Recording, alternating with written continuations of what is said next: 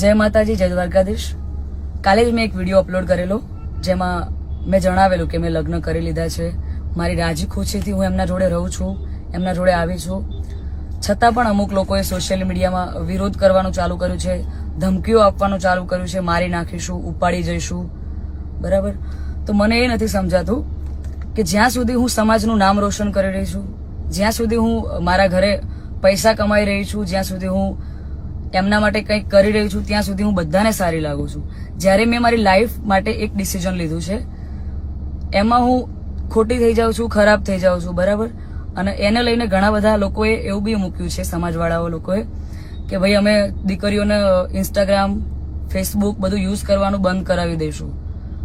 તો આ નિયમ ફક્ત દીકરીઓ માટે કેમ છે, મને એ નથી સમજાતું।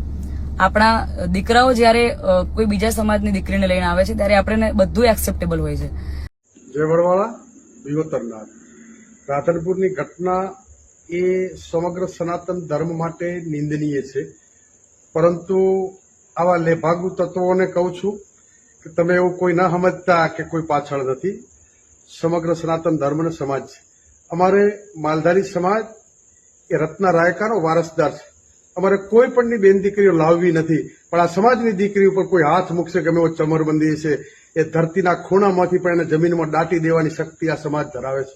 એટલે મહેરબાની કરીને જ્યાં હોય ત્યાંથી સરેન્ડર થઈ જાય, નહીતર જો આ સૂતા સાપોને જગાડવાનું કામ કરો છો, દુનિયાના પડમાં પણ ક્યાંય નહીં રહી શકો। દુનિયામાં મને કોઈ તાકાત નથી કોઈ ત્યાં સંતાડી શકે। એટલે મહેરબાની કરીને ચેતવણી, બાકી અમને કઈ રીતે તમને લાવવા અને કઈ રીતે શું કરવું એ આજ સમાજ જાણે છે। અમારે કાયદા વિરુદ્ધ ક્યાંય ના કરવું પડે, પરંતુ ઘણી બાબતો સામાજિક પરંપરા રીત રિવાજ હોય છે, ત્યાં કાયદો કામ નથી। હવે તારાનો જવાબ આપવો પડશે। તાર દુનિયામાં જ્યાં જવું હોય તો જજે, બાકી તે ખોટી જગ્યાએ હાથ નાખ્યો, ખોટી જગ્યાએ દુશ્મની હોય, આ દુશ્મની તને બહુ ભારે પડશે।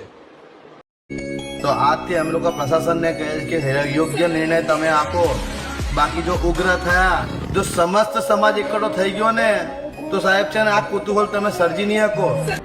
નમસ્તે મિત્રો, હું આપ સૌનો મિત્ર દિનેશ દેસાઈ। અત્યારે હાલ એક અગત્યનો વિષય અને અગત્યની ચર્ચા ગુજરાતમાં ચાલી રહી છે, અને એ વિષયની ચર્ચા ઉપર આપ સૌની સમક્ષ હું આવ્યો છું। મિત્રો, આ પ્રેમ લગ્નનો વિષય ગુજરાતમાં આંતરજ્ઞાતીય મેરેજ કરવા અને પ્રેમ લગ્ન કરવા, આ વિષય ખૂબ ચરમસીમાએ છે।